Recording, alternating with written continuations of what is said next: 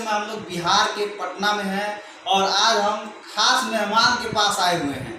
इन Patna high court के तेज तरार advocate आदेश राज सिंह जी।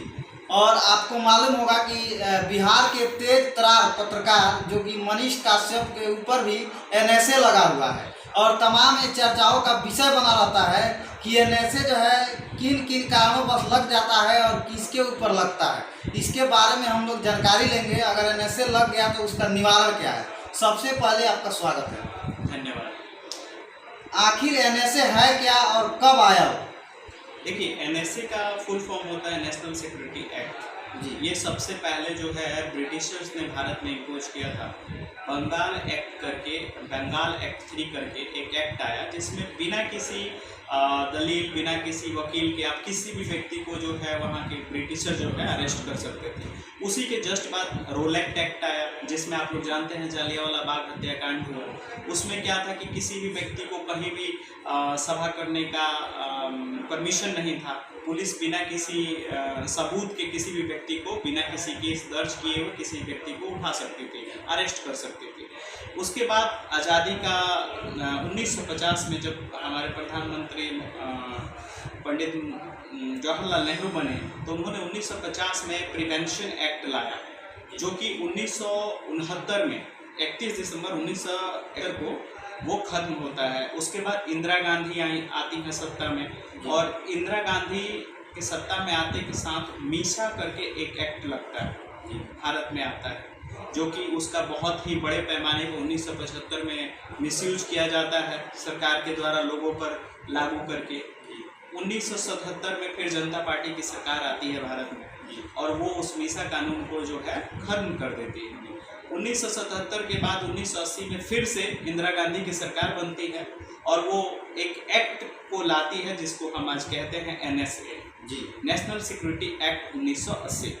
ये 23 सितंबर 1980 को लाया गया और इसका मेन उद्देश्य ये था कि किसी भी व्यक्ति को कोई भी क्राइम होने से पहले जो है स्टेट जो है सरकार जो है उसको अरेस्ट कर सकती है। इसमें जो है किसी भी टाइप का जो CRPC में प्रोविज़न दे रखा है कि किसी भी व्यक्ति को CRPC में दे रखा है, आर्टिकल 22 कॉन्स्टिट्यूशन का जो है उसमें दे रखा है, आर्टिकल 22 क्लॉज 1-2 में दिया है कि कोई भी व्यक्ति जब अरेस्ट होता है तो उसको 24 आवर के अंदर मजिस्ट्रेट के सामने प्रेजेंट करना होता है और अगर अरेस्ट हुआ है तो उसको उसका कारण बताना होता है कि क्यों अरेस्ट किया गया है। इन सब के beyond article 22 clause 3 Indian constitution के उसमें दे रखा है प्रिवेंटिव मेजर्स के लिए जो है उसमें प्रोविज़न दे रखा है कि किसी भी व्यक्ति को जो है किसी भी तरीके से अगर कोई घटना कारित करने का अगर सरकार को आशंका है तो वो अरेस्ट कर सकती है। और इसी में आर्टिकल 22 क्लॉज 4 में जो है प्रोविज़न दे रखा है कि किस आधार पे जो है एक बोर्ड का गठन होगा, कौन कौन उस बोर्ड में होगा, कौन कौन इसके खिलाफ जो एक्शन होगा उसको डिसाइड करेगा। इसमें कोर्ट का कोई रोल नहीं होता है। जो भी NSA में जो सज़ा किसी के लिए तय करने का प्रोविज़न दे रखा है वो आर्टिकल 22 क्लॉज 4 में दे रखा है कि उसमें दिया है कि किसी भी व्यक्ति को 3 महीने तक जो है अरेस्ट करके रखा जा सकता है और 3 महीना से वो मैक्सिमम 1 साल तक एक्सटेंड कर सकता है और वो चाहे तो इसके खिलाफ। इसमें देखिए सबसे महत्वपूर्ण चीज़ ये है कि आखिर ये तय कौन करता है कि किसके खिलाफ NSA लगेगा और नहीं लगेगा। ये पावर जो है डिस्ट्रिक्ट मजिस्ट्रेट के पास है। कुछ ग्राउंड्स हैं, जैसे कि 4-5 ग्राउंड्स हैं, 4 ही ग्राउंड्स हैं जिनके आधार पर NSA लगता है। जैसे कि आप देश राष्ट्र के खिलाफ अगर कुछ कार्य कोई कारित करता है, करने का अगर कोई अंदेशा है सरकार को उस कंडीशन में। दूसरा कोई ऐसा पब्लिक न्यूसेंस फैलाता है जिसकी वजह से बड़े लेवल पर पब्लिक प्रॉपर्टी का हार्म होने का जो है आशंका है, उस कंडीशन में। कोई देश का राष्ट्रीय स्तर पर कोई एक कंट्री से दूसरे कंट्री से संबंधित कोई मैटर है, मुद्दा है, उससे संबंधित बॉर्डर इलाकों में कोई बॉर्डर से संबंधित कोई भी डिस्प्यूट है और कोई क्राइम है, उस कंडीशन में NSA को इम्पोज किया जाता है। तो इसमें एक और क्वेश्चन ये आता है कि आखिर किसी के ऊपर एनएसए लग जाता है तो आखिर उसको कैसे जो है वो कैसे बच सकता है। तो देखिए इसमें सबसे पहले प्रोविजन जो है दिया गया है अपील का प्रोविजन। आर्टिकल 22+5 में जो है प्रोविजन दे रखा है। आर्टिकल 2 to 6 हाई कोर्ट में अपील करने का पावर है। कोई भी व्यक्ति हैबियस कर्पस में रीट जो होता है, हैबियस कर्पस जो रीट है, उस रीट के अंदर किसी भी हाई कोर्ट में वो जो है उस एनएसए एक्ट के खिलाफ अपील कर सकता है।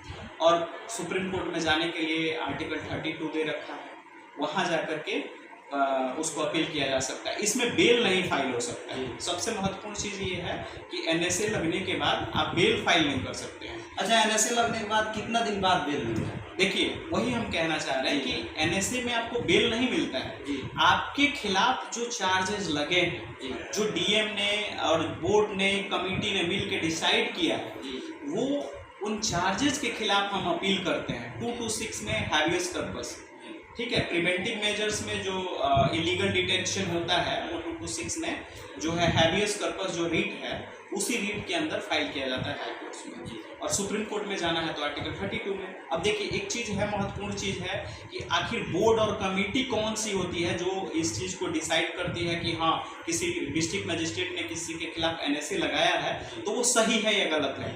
वो बोर्ड में जो मेंबर्स होते हैं वो एक रिटायर्ड जुडिशियल मजिस्ट्रेट होते हैं, बाकी एग्जीक्यूटिव मजिस्ट्रेट होते हैं। सभी 3 लोग मिल करके इस चीज़ को डिसाइड करते हैं कि हाँ ये व्यक्ति जो है एनएसए के अंदर फॉल करता है, इस पे एनएसए एक्ट जो है लगेगा। क्या एनएसए जिस डिस्ट्रिक्ट से लगा होता है वहीं से फिर उसको हटाया जाता है? बिल्कुल, डिस्ट्रिक्ट से, राज्य से, उसी डिस्ट्रिक्ट से, उसी राज्य से रिवोक किया जा सकता है अगर वो अपील में नहीं जाता है तो। अगर अपील में जाते हैं तो ये पावर हाई कोर्ट और सुप्रीम कोर्ट के पास है कि उस एनएसए को रिवोक कर सकता है।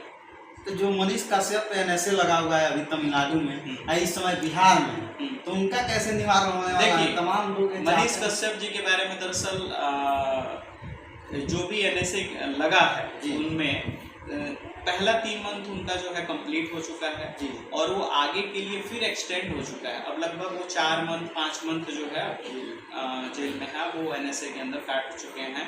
उनके खिलाफ जो है तमिलनाडु में जो है वो दर्ज किया गया था, एनएसए के अंदर केस दर्ज किया गया था। लेकिन अभी जो है पुलिस जो है रिमांड पर जो है पटना में उनको लेकर के आ रही है, बेऊर जेल में अभी वो वर्तमान में। क्या लग रहा है, कब तक उम्मीद है कि मनीष कश्यप बाहर हो जाएंगे? मनीष कश्यप जल्द ही बाहर होंगे, उन पे ट्रायल चलेगा, कोर्ट में ट्रायल चल रहा है, एनएसए खत्म होगा, फिर उसके बाद बेल फाइल किया जाएगा। देखा जाएगा उन पर बहुत सारे चार्जेस यहाँ पे पटना में हैं, बेतिया में हैं, सभी जगह पे केसेस हैं उनके खिलाफ। बहुत बहुत धन्यवाद।